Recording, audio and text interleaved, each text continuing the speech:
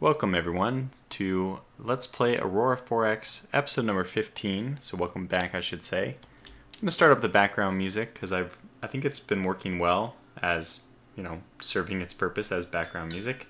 And then we'll just go ahead and get this episode started in the same way we usually do. We'll first start off with the role-playing, a response to the role-playing comments, or even mentioning the role-playing comments from the YouTube, comment section from the previous video, episode 14. Also, I want to make a point that it is April 2059 when I last left off. It was January 2058, so it's been almost a year and a half, a year and 4 months or so, since the last episode, the end of the last episode. So we've gone quite a ways forward in time. And even the reason I'm coming back now is, well, first I should give some kind of update every now and then. And second of all, we have a big event has happened. Dr. Aaron Norman has retired because of a medical issue. So that's something which is going to lead to a whole reform of the way science is being done in the Federation. But let's first start off with the role-playing comments from different individuals on the comment thread. And mainly it comes down to this. Everyone basically focused on the tragedy that happened on Terra Nova when we first colonized it. What happened was the state had sent enough infrastructure to support 500,000 people, or 600,000 people, and then the roleplay side of things is that we set up a subsidy, a reward to the first corporation who would get there, that they would get a subsidy for 1,000 wealth. And that winner was Clements Transport Corporation. They brought 500,000, so 500,000 people landed them there. We rewarded them. The colony was established. But the problem is, the other corporations didn't turn back their colonists. This is probably, I would say, we'll abstract this as a failure on the regulatory side of things. The Federation's regulatory policies towards colonization were probably too lax. We had too much faith in the civilian or private groups, and we'll have to react accordingly now that we saw that they dropped close to 3.2 million people in the end, and the population growth rate was at negative 40% at some point.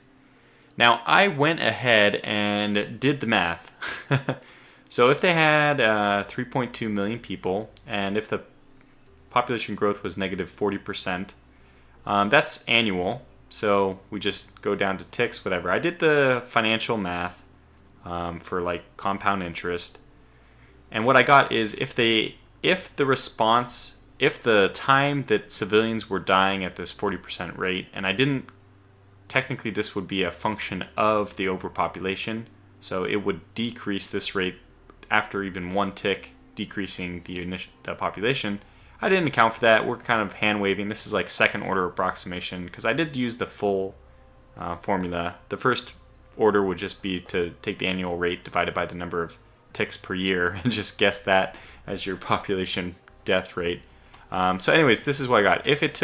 If they went 4 ticks with this death rate essentially at this starting population, we would have lost a total of 70,000 people. If they went 3 ticks, it's 53,000. I think what we can abstract it to be is, let's just say this number, 53,000. 53,000 and, well, this doesn't make sense. We have part of a person here. So let's just say 53,038 people in total.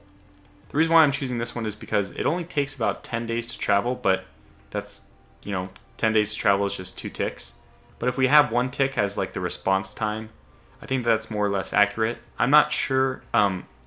So again, they probably didn't lose this much because the rate would decrease when the population started decreasing. But we can say that just hand wave that was offset by the fact that maybe not all the infrastructure that was needed arrived immediately 15 days afterwards. Maybe some trickled in at 20 days or whatever. So we'll say 53,000 people were killed in this ordeal. And what does that mean? That means that, we did survive World War III. The Federation has survived the loss of about 6 billion people, 6.5 billion people. But this is still probably the single biggest loss of life, at least in the Federation's history after World War III.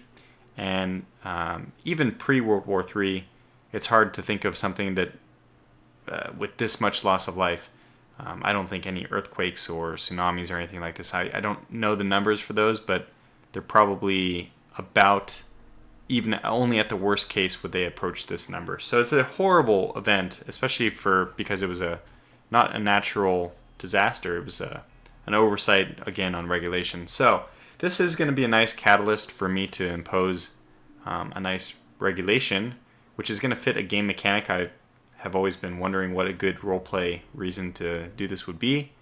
So when we do finish terraforming the moon, there will be like some 30,000, let's say, infrastructure, which is just left there. And what we're going to say is that the state now is going to, as a punitive measure and a regulatory policy, we are going to own all the infrastructure which is put on a planet. That still private individuals, private corporations can land their own infrastructure to increase the population, but once it's on the planet, it's ours. That's just going to be our punitive response to this disaster. So and that's something that players always do anyway, so it gives us a good reason to do it. Okay, so that's enough about that. Let's jump over to our scientist being retired. Unfortunately, the replacement, Dr. What's his name? Mahmood, Alfie Mahmood, is not nearly as good as our previous scientist, Dr. Norman. Dr. Norman almost finished this thermal sensor sensitivity 18. I guess all he did was forget to balance one last equation or something. But I do want to take a kind of a look at the state of research, how it's been, or how it's going right now. But let's first talk about what the retirement of Dr. Norman means as far as instituting another big change. Two big changes in this year due to two different tragedies. This medical issue is not nearly of the same order of magnitude as the loss of 53,000 individuals. And why was it not worse than that, considering we had 3.2 million people and only space for 500,000? Well, we can actually kind of turn it on its head and say it was kind of a triumph of the human spirit and the human working together. That maybe 600,000 was the infrastructure at safe limits, but if you can push it a little bit beyond that, and then people worked together and tried to go up without food, without good shelter, tried to, I don't know what the breathing situation would be. That's obviously not something that's easy to just will yourself beyond. But somehow, maybe through some ingenuity, they were able to survive. So this is obviously not much of a tragedy compared to that we lose one of our main scientists. It is if you're in the Federation and you're especially interested in the research, but nonetheless, this is also going to cause a change in policy for the Federation. We're now going to start putting some labs on the moon, and what we need to do is start training up our secondary scientists in each category before they're just called up into the main duties of the weight of all the Federation research is in your hands as soon as you become the main researcher. So what we'll start doing, because I do eventually want the labs to go all to the moon, but for now, I'll just be shifting like maybe 7 or 8 there, slowly through time, and that'll give us a chance to train up our secondaries. And then these guys hopefully won't start at 35%, but they'll start at 50% or something like this when it's their turn to take over.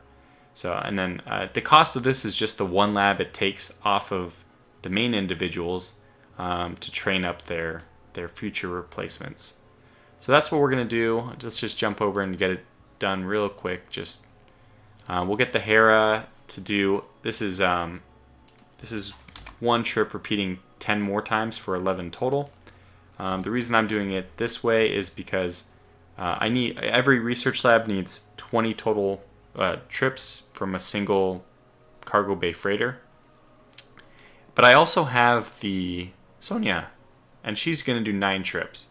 So I have 11 for the Hera, 9 for the Sonia, because although the Sonia is 3 times slower than the Hera, well, almost 2.5 times slower, I guess, the distance between Earth and the Moon is just so insignificant that 99% of the time doing the like back and forth is going to be on the loading and unloading side.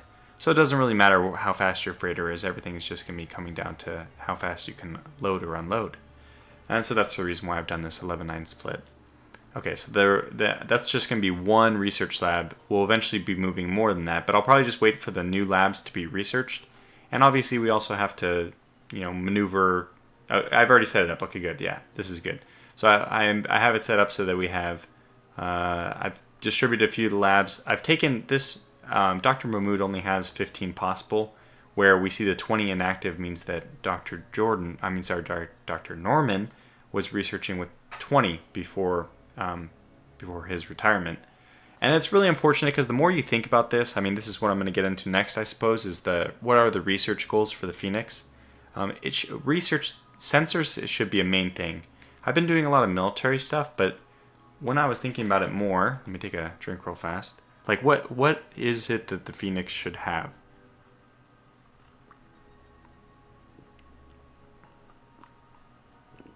Okay, thank you for allowing me that short break. When I think about the Phoenix, I was thinking about military stuff, which is why we're getting these missiles, the energy weapons and stuff. But when I gave it more than half a second's consideration, I realized that the Phoenix, I think, historically, obviously not, in the Star Trek lore, is an unarmed warp ship. I'm pretty sure it's unarmed, which means that our focus has been totally wrong. This should just be a scout, basically a jump scout that doesn't have any, it doesn't need to have any weapons with it. And what that means is, the focus should have been only on sensors and power and propulsion. Those are the only two things it really needs. You can still give it better armor because this just reduces the overall weight of the vessel, but it's not a huge, it's kind of diminishing returns, or it's not huge returns the later down, excuse me, my chair is squeaking, the later down the defense systems tech we go. So like the capacitor recharge rate, all this stuff is useful only if we are going to be using weapons, and I don't think the Phoenix will have those. So it's kind of... you know what? I didn't turn up the music. Sorry. Let me go ahead and turn that up to a more reasonable rate. So I don't think it's been a big deal. There's not background noise right now. It's nice late at night. That's why I'm yawning. So we'll just put it right there. I think that's a good rate for it. Okay, so that's the... Let's just kind of take a look at all the text, actually, and you'll get an idea for what we're doing. In fact, I'll first just start off by showing you what have we done in research lately. So I would say that our technology is extremely good in lasers and in engines. This is the points which we have really peaked in our research. Obviously, construction and production as well, but that doesn't really pertain to ships. So we have good fuel efficiency. I would have hoped for slightly better active sensors, and especially for thermal sensors, which we are just about to finish right now. I would have preferred one extra tick of thermal sensors, and we're definitely not going to be able to get that because the next one I believe is... So the next one is 24. If we go here, we can actually see what that would be. Yeah, it would be 60,000. So I don't think we have the capability. I mean, we can see that with this Mahmood's annual research, we're obviously in much worse shape. This would take, 3 years, 2.5 years to finish. So it's just going to be impossible. We won't be able to get it in time for 2062, which is when I want my ship being built. Okay. So what that means is the Phoenix is just going to go out with thermal sensor sensitivity 18, and probably still will give them some active sensors and stuff. It's just going to be just basically a sensor ship, and it doesn't need to have weapons. But because we're not going to metagame too much, but maybe we can roleplay it as the fact that we know that these gates exist and we're sending a species out.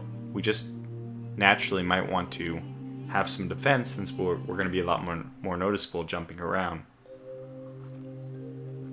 So what that means is we'll probably start preparing our first destroyer. I think it'll be our first destroyer which we prepare. And that'll be a full destroyer with both beam and missile components. Now that's another thing I wanted to mention, that although we're kind of dealing with the different tech, so that's the sensor situation. We have, I mean, things are just going well in here. We've kind of reached maximum points for research, mining, and construction. We'll have to wait a little bit longer for more labs before we can reasonably attempt to get further.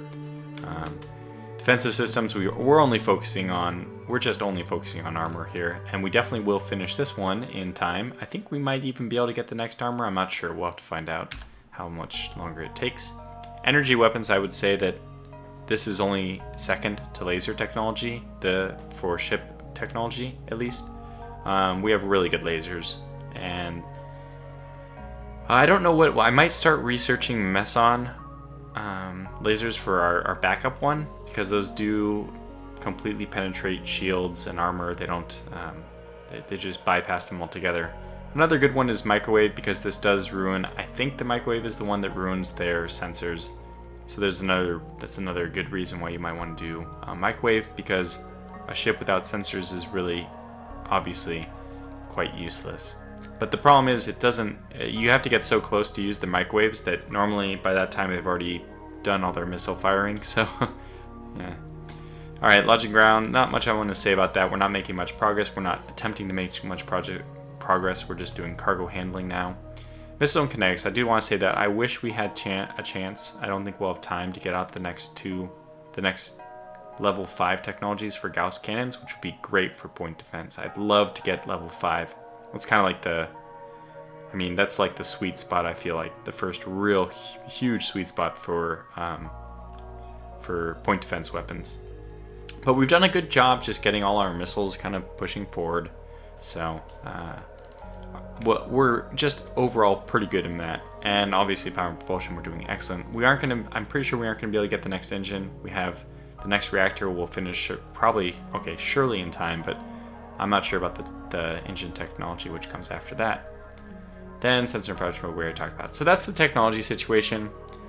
And we're moving that. Last thing is I just want to mention that we do have a hold up on the money situation is getting a little bit worse, and I wanted to do some more financial centers.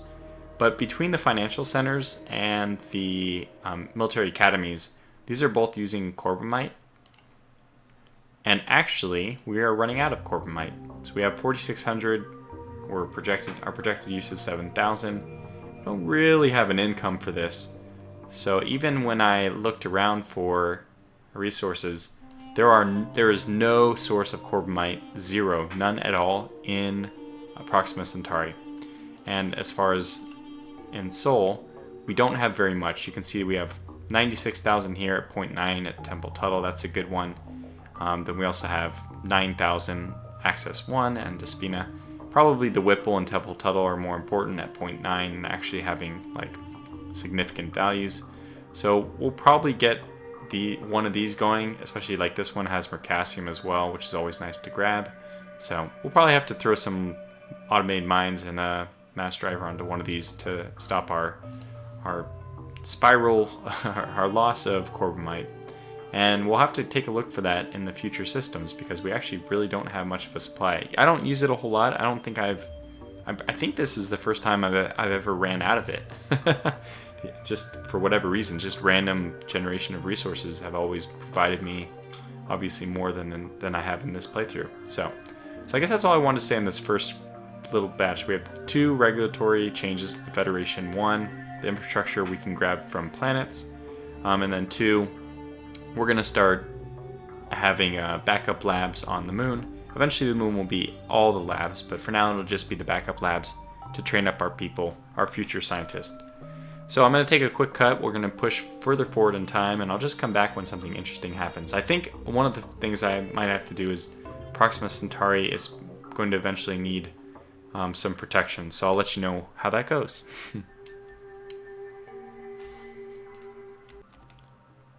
Okay, so there's been a few things. Let me get the music back up. A few things have happened since you last joined me. It's been 8 more months, so now welcome to the new decade, the next decade. We're now in 2060. So there's a, let's see, what do I want to start with? I guess we'll start with the fact that we have now run out of Corbomite. Just perfect timing. The first tick in 2060 actually came up with a couple fun things to look at. We have run out of Corbomite. So I am trying to get some more. I don't have a whole lot of automated mines built, but I'm going to ship some off to Whipple, which is extremely close to Earth. We could even send the Sonia to do transfers at this point because it's inside Mars's orbit. But I won't. I'll probably just let the private economy do it because they're going to be much more efficient anyway. And I don't have much, but we'll put the 30 automated mines and another mass driver over there. Next, I have been ferrying the Isabella Wright geology team, whatever we want to say. And the most important discovery for her, in fact the only one that has netted any resource gain, has been the moon. So the moon actually, we got, wait a second, that's Mars. No, the moon only has one. Yeah, okay. Vendorite, not one we necessarily needed, but now we have a really good accessibility and a really high quantity of Vendorite. One of those things where once you get this much, you basically say, I probably don't need any more for the rest of the game. But on top of, I mean, the advantage of having this on the moon is that there's actually a population, a workforce available here that we can ship some of the actual, not just the automated mines, but the real mines, the people-run mines that Earth has, which is the same thing I plan to do on Mars. The only advantage of the normal mines is that they're a little bit cheaper to build, but it still does take a small amount. You can see automated mines are 120, 120, regular mines are 60, 60, but you lose this. It's like 90, 90 to convert, I think, 75, 75. So you lose 15 and 15 when you do the conversion. So it's always better to do regular mines instead of automated mines. However, I mean, if you can use the regular mines, it's always better. But normally, you eventually don't need any mines. You do automated mines for everything, which is always nice. I mean, on Earth, on the Moon, Mars, essentially in Sol, we'll probably never have a shortage of workers because, from what I found is, once you tick beyond like 1.1 billion, your population growth just kind of really starts to increase because it is. I think it's a fixed minimum. At some point, I think maybe over 1 billion. But even as this drops a little bit, the number here is just increasing much faster than this number is dropping. It's not, you're still gaining more people over time than you were. And there's no upper limit on this. There's no overpopulation restriction or anything. It should be built in so that eventually you can't get more than, I don't know, like 100 billion. And I think somebody did the research and at 2 trillion, you start overflowing. So you actually have to manually space master your empire lower, and we'll definitely do that. I might just space master our empire to always be 100 million or lower. I mean 100 billion or lower, because even with a pretty well-populated Earth, I feel like it would be challenging to accommodate more than 100 billion people. Okay, so that said, because we had the geology team research. What kind of research has been done? Let's also take a look at that. Yeah, so we have this geological survey stuff going on. I don't know, is there one that could we catch the end here? Demo. So I'm just doing some of the main moons and stuff, but okay, so I don't know what I was gonna show here, but okay, let's see. We have basically recently we have the backup teams. So Moon is now a secondary host for our labs. You can see that we have a bunch of secondary people. Not necessarily always the best, but look, it's like LG. We don't have anything better than 15 in LG, and we don't. So we just went through. I grabbed the best scientist, best secondary scientist in every category. See, we even have some here that are already 25, even one at 35, just like the sensor and fire control was. And those will all eventually be needed to replace the individuals we have on Earth.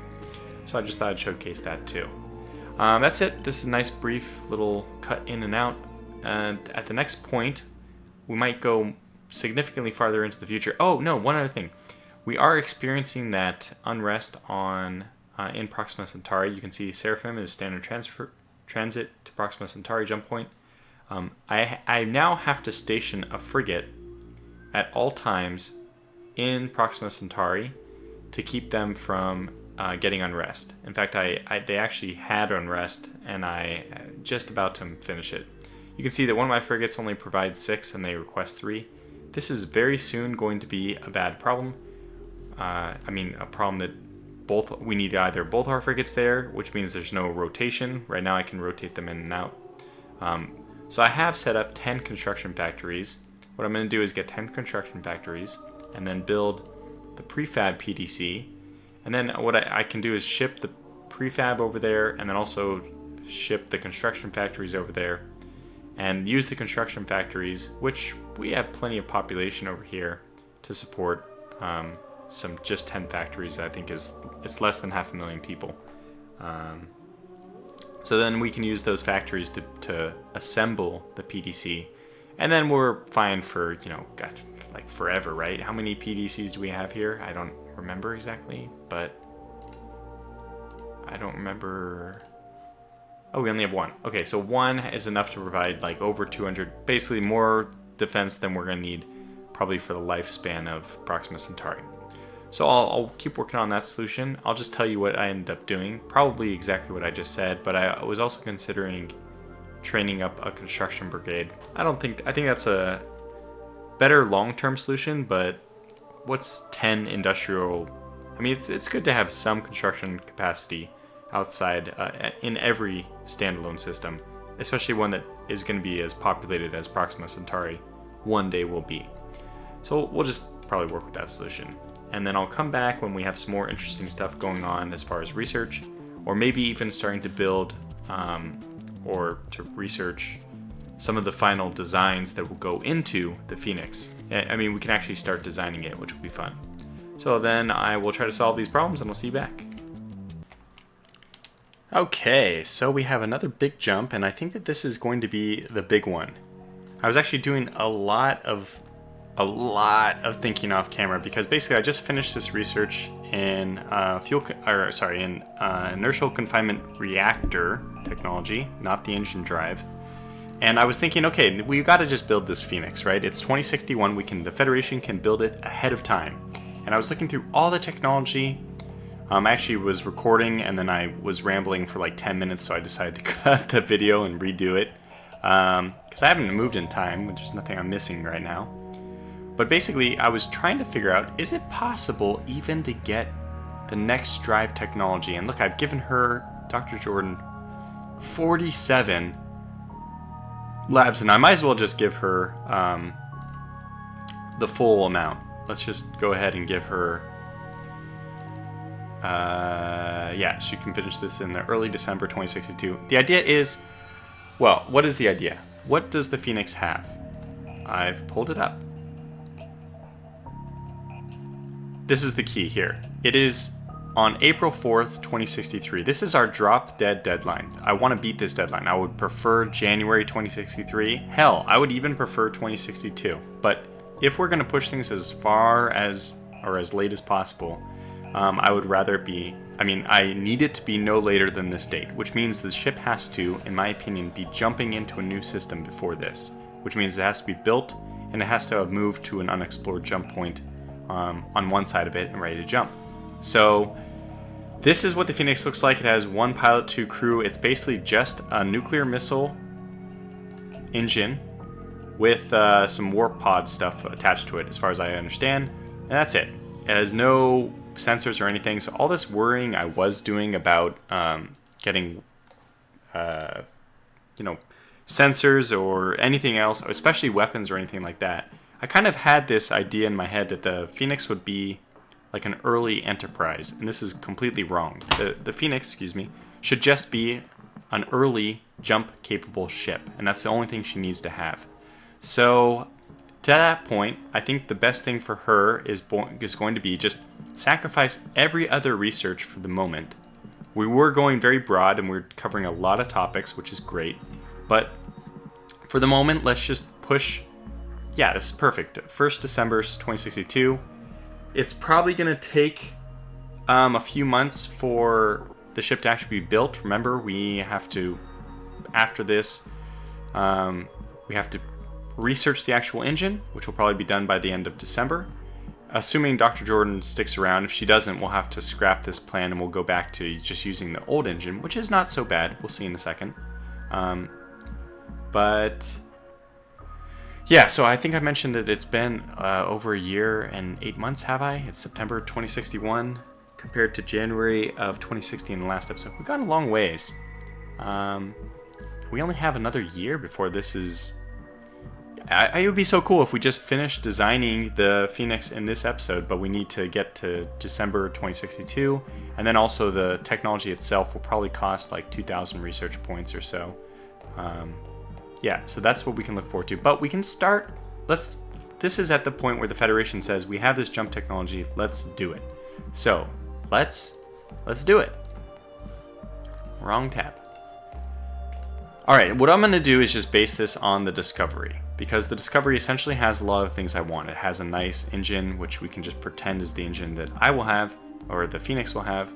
It has gravitational sensors, which of course the Phoenix needs, because I was thinking about this, like, can I just pull those off? Are they necessary? Of course they are, because in order for the Phoenix to explore deeper and deeper, it needs to conduct a gravitational survey of the jump points, the jump point anomalies, to find more jump points to explore.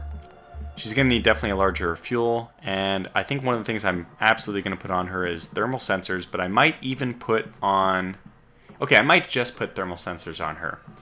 All she needs to do is to detect any kind of thermal... this is what we can say is scientific data collection stuff, but in a metagaming sense, it'd be great if she can detect any kind of alien vessels, and they will have some kind of thermal emissions. So I think that that's what we want to do. I might have to take a cut in this video very quickly, but let me just copy this design and rename this one. This one needs no help. We know this is going to be the Phoenix class ship, and the Phoenix is going to be the original ship as well. We might build more than one of this Phoenix class ship, but I'm going to leave this in as a template. So we'll leave this engine for now. We can remove these because we actually do have we now have advanced gravitational survey, gravitational sensors. We can build these ahead of time, so that won't be a problem. This will not affect essentially the building cost of our ship. We're also getting better shipbuilding rate, which will be done by the time that this is coming out. So that won't be a problem either. We'll have a pretty good shipbuilding rate, which is basically just going to be for the fuel tanks, and which she's going to need a few of, unfortunately, but for the fuel tanks and for the crew quarters. So going back to the design screen, we just take this out, and we are going to do probably just one very large. I imagine that that's going to be sufficient. She'll have very good range with that. So she's going to be taking a million tons of fuel with her. 1,000,000 liters of fuel. So right now her range is huge, right? 6,445 days at full power. That's 2 years. So we don't need to worry about this. This won't be quite as high because I think our efficiency will be a little bit worse. I want a good amount of speed on this thing. So, and there's going to be other things which are going to be weighing it down as well. It's going to be a military vessel, obviously, and we need the deployment time to be longer than 5 years. Although, that's not actually a bad... 5 years is not actually bad. You know what, with this... Okay, we just basically need more maintenance life then, so we're going to need more engineering spaces. If something goes wrong, something fails out in the middle of nowhere, it's just going to be so hard for her to get back, that we'll put this many on. We'll put 8 years of maintenance life, which means very low fail rate. We'll be able to repair something. It's kind of funny. We'll be able to repair the worst case scenario 3 times, not 4. We're 1 point away from 4, but that's okay. So yeah, I think this is a good setup so far. And we don't actually have the jump engine on though, so this is all going to get a lot worse when we put the jump engine on. So there's only 2 things which are missing, well, 3 things that are missing from this. The thermal which I don't think we'll be able to get. Did I just close that? I did. I don't think we'll be able to get the next thing in thermal by the end. You know what? We're working on beam fire control, which I don't care about. What's the next thing we're going to work on after that? Fire control, speed rating. You know what? Forget all those things. What about if we just tried to get the next thing in thermal? How difficult is that going to be? On 8 labs, probably impossible. 2066. Okay. Well, that's just not going to happen then. Let's say even if we minimize this from 18 down to like nothing, just as a quick test, this would still be done in 20. Okay, yeah, this is just not going to happen. So let's get you back up to 18, and the other labs go back to you. Okay, so fair enough. We're not going to be able to get better thermal sensors. I'll just cancel this, and you know, he might as well start working on better the beam fire control and all that stuff, because we will eventually, paired with the construction of the Phoenix, I want to start immediately after that on a destroyer class.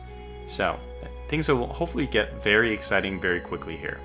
We're getting back doing that, and then on after that, fire control, speed rating. This is probably not important, but I really don't know what other thing we could do. We have really good sensors right now, really good sensors. Those are not, we don't need to improve those anytime soon. I don't think advanced geological surveys sensors are necessary, because since it's a commercial vessel, you can just put 2 or 3 or 4 intermediate geological sensors on. The weight doesn't really matter much, just slows it down a little. Doesn't affect anything serious though, because the only thing you need to worry about with these is just the deployment time. You don't have to worry about their maintenance, so it's not a big deal. I think I will still get. We will want thermal sensors on our Enterprise, but that's like 40 years away. Yeah, let's think about the present and just say fire control is going to be good. Okay, so I have an idea what we're going to be doing. I might just take a cut here and move forward in time. Basically what we need to design is our jump engine. And to do that, unfortunately, I'm going to need some kind of idea of what the size of this... Oh, we don't have Jumpdrive Efficiency. I think somebody's working on that though, right? Jumpdrive Efficiency. Somebody's working on this, I know it. It's on the moon, right? Power and propulsion, the only one not... Yeah, Jumpdrive Efficiency. So this will be done in March. So I won't be able to design the engine until March, but we just need the worst jump drive and everything. It's only going to be meant to take one ship, the Phoenix herself, about. So I guess we'll make a cut back in here. The plan is moving forward nicely, though. We are going to try to get it. I'll try to squeeze anything I can out of anybody else to get Dr. Jordan. Nah, it's just impossible. She's at her max research labs, so we just have to wait. All right, well then that's it. We'll wait, and I'll see you back when we actually do the design of the Phoenix. Okay, here we are. It is September 2062.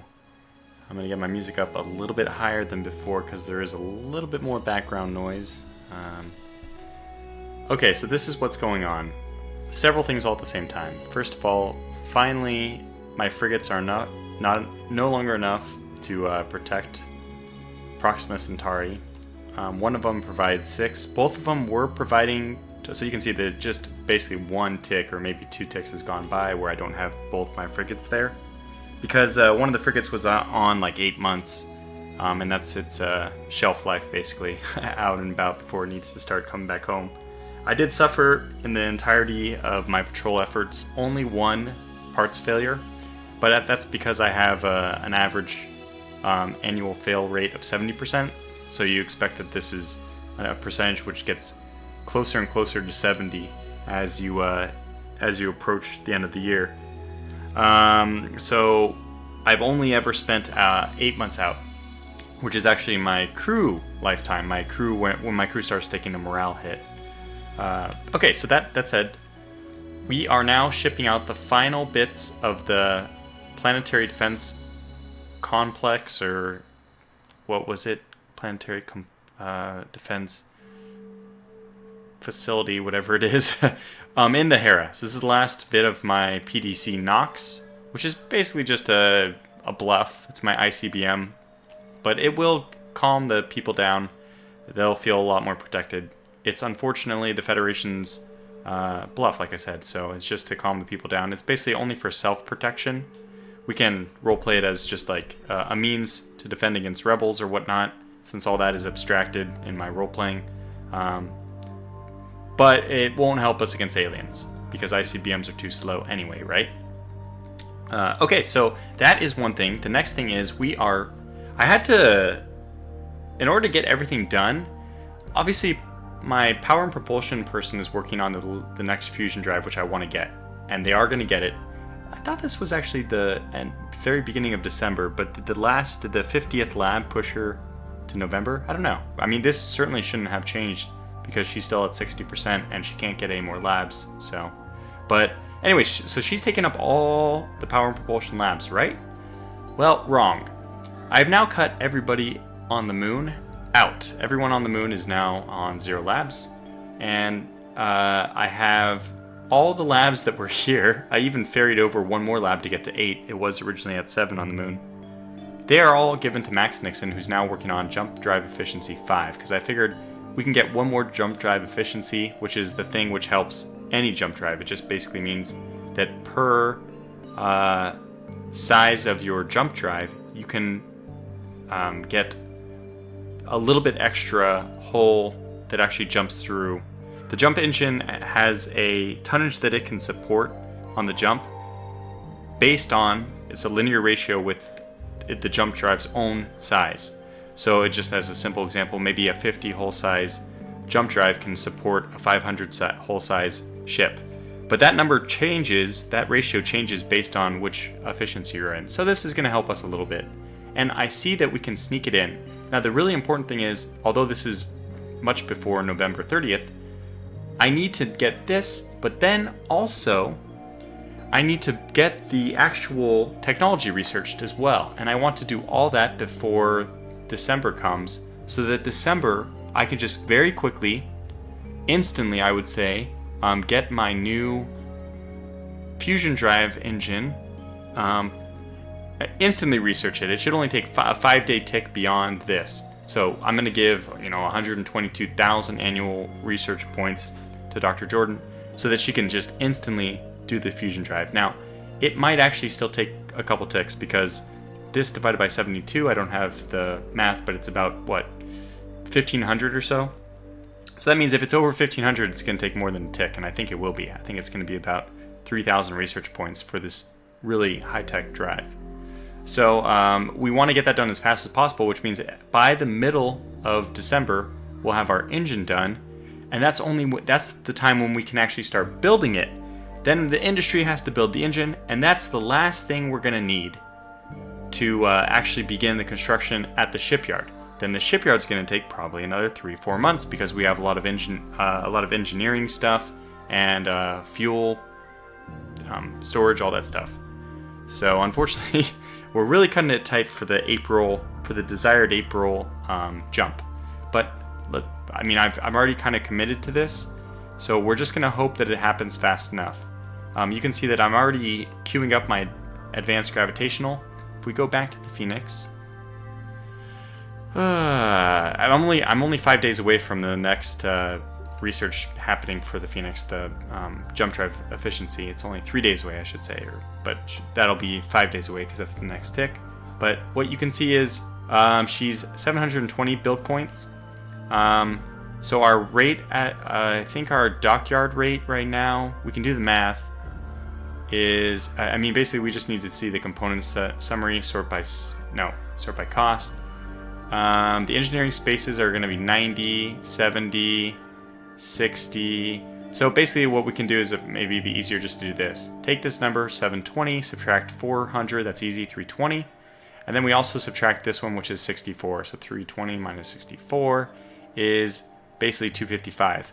So we're looking at 255. Now 255, what's our current build rate? Let's close this and go back to shipyard. Current build rate is, I don't know. It's in research then if it's not here. Construction and production. Okay, let's just look at completed. And shipyard rate 1300. So we're at 1300 and we're gonna have to build about 300. So that's gonna take, yeah, basically a quarter of the year. So 3 months. So we're just barely gonna squeeze this out at the beginning of March, which is perfect, I'd say. We're right on the timeline to get the Phoenix out and before April of 2063. Okay, so that's all said. Let's just actually jump forward. Again, I apologize if there's too much background noise. There are kids playing outside and they are extremely noisy if you're sitting where I am, so hopefully the background music and all that is kind of washing them out. So there it is, Max Nixon is done with Jumpdrive Efficiency. Before this, we were gonna need, I was doing the math, it's 118 right now, or okay, let's just do the math. Do I have my calculator up still? No, I don't have my calculator up. That's fine, we'll do without. Or maybe I'll have to just put a cut in real fast. Okay, let me just put a cut in. Okay, so here we are back. I'm just gonna put the music back up. There's not a whole lot of background noise right now, so I'll keep the music a little, just a chirp lower. And now I have my calculator, but I've actually already done all the math, so I'll just go through it briefly with you. Basically, so I've already made some adjustments. We're down to 1 large fuel tank here because I was experimenting with whether this engine is enough. I think I'm gonna put 2 on. So that'll be the final thing. The break point, by the way, is that if you put 3 on, it's more efficient to actually just put 1 million fuel, a very large tank, because the cost is 30. So 30 times 3 is 90 versus 70. Unless you're worried about size, because these are still only a size of 5 each, whereas this is obviously... The size is just exactly the fuel storage. But it's less expensive to build 1 very large tank than the equivalent size or equivalently the same storage liters of fuel from smaller components, which makes sense. Okay, anyway, we're looking at here 92 and we're looking at 15 for the sensors because I actually already have, I won't show you right now, but I've actually already, did I already show that I've done the research for the sensors? 270 strength. Anyway, so what we have is 92 plus 15 for the sensors, 107. Now for the jump drive, what we're trying to do is just make sure that we have, with whatever this is, so if I took it up to 40 at the efficiency of 4, this allows a total size of 160. And we are at 107 plus 40, so we're actually at 147 total. So this was actually bigger than we need. Also, it's the wrong efficiency, but just to give you an idea, we probably would need, what, 37? 148? So this is 144 versus 148. Yeah, that's probably the sweet spot right there. But the good news is we have Jumpdrive Efficiency, which, as you can see, because this is 1660, this is just due to size. So size changes the development cost, but if I switch to efficiency, I don't need as large of a jump drive, and that actually decreases the cost. So there's going to be a good reason for us to prioritize jump drive efficiency. It actually also reduces the cost of the individual projects, so it's good to know. Anyway, right now with this efficiency, we are at 107 still, and we are trying to figure out what plus this is less than this still. And as you can see, we can get away with even a size 30 is 137, and we have 150, so we can take it down a little bit lower. We can go down to 128 even, I think. 1 lower. There it is. So this is the minimum we can do. This is 134, and this is on a ship size of 135. However, this important that you don't do it just like this because you will have to add extra crew quarters when this thing gets bigger. It thinks it's only a class size of 92. When you get bigger, you also need to have a proportionate more crew quarters for the specific deployment time. And the same thing with engineering bays, you definitely need more engineering spaces to get the maintenance life back up there. So always leave a cushion. Always leave a cushion is my... I think there's actually a spreadsheet which says this, but I don't think it even leaves a cushion, which just means that it's just as easy to do by hand.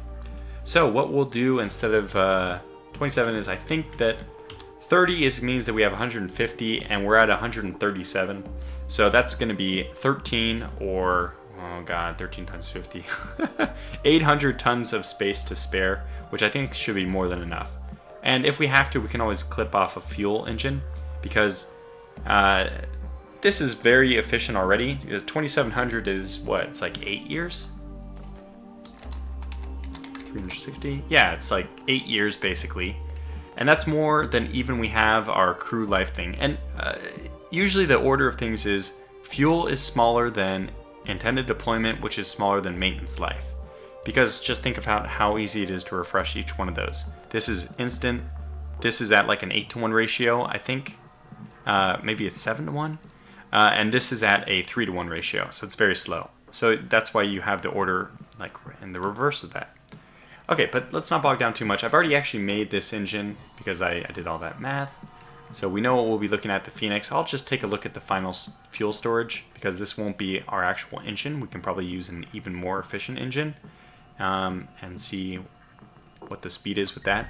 But I've already gone through and I've queued on the moon this jump drive to be researched, so we actually have it, and then we'll start building it in the end of October. We already have the thermal sensor, which is 270, so size 15, which is 270 sensitivity. That'll be done at the beginning of November. So we'll start that basically right after our jump drive finishes. And then at the end of November, we have the fusion drive, which we have not researched the actual project, the actual thing for, but we'll do that as well. So all this should come together when I see you back after this cut. I should have all those components ready to go somewhere in the middle of December, and then we're actually ready to start building it. So I'll see you back in a sec. Okay, a few more quick points, and then we're into the final cut.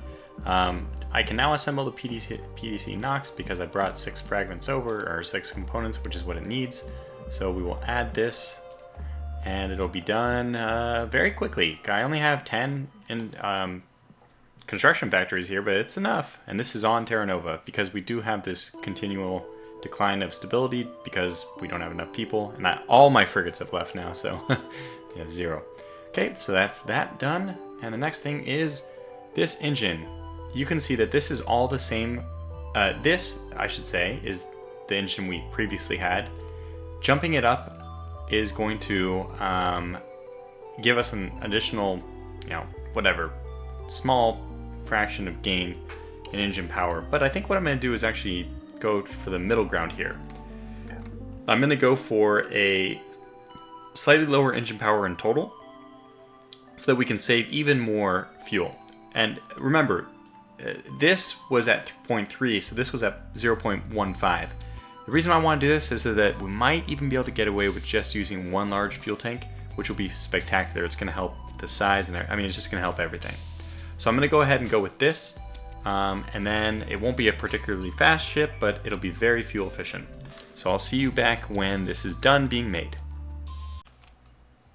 Okay, so here we are with all the trimmings. Let me get that music up, and we are going to see I probably will drop this last fuel storage. It ended up working out a bit tighter than I even expected. We're at 7450, and this engine can only do 7500.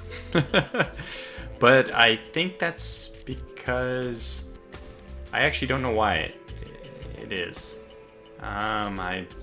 Maybe I miscalculated how expensive the engineering. I did have to add 2 more engineering bays, so maybe these things are pretty expensive to repair. That makes sense for jump drives. So, anyways, I will drop one of these. This is for that. We don't need that much. So, this will allow us to go 2,000 days, which is more than we need for sure, which is plenty. So we'll be stuck at 7,200 tons, which is nice.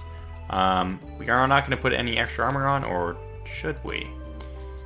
Maybe no. That's obviously going to take us over 7,500 already. So we'll just stay at 7,200, and this is it. This is it. Also, we wouldn't put extra armor on just an exploration ship.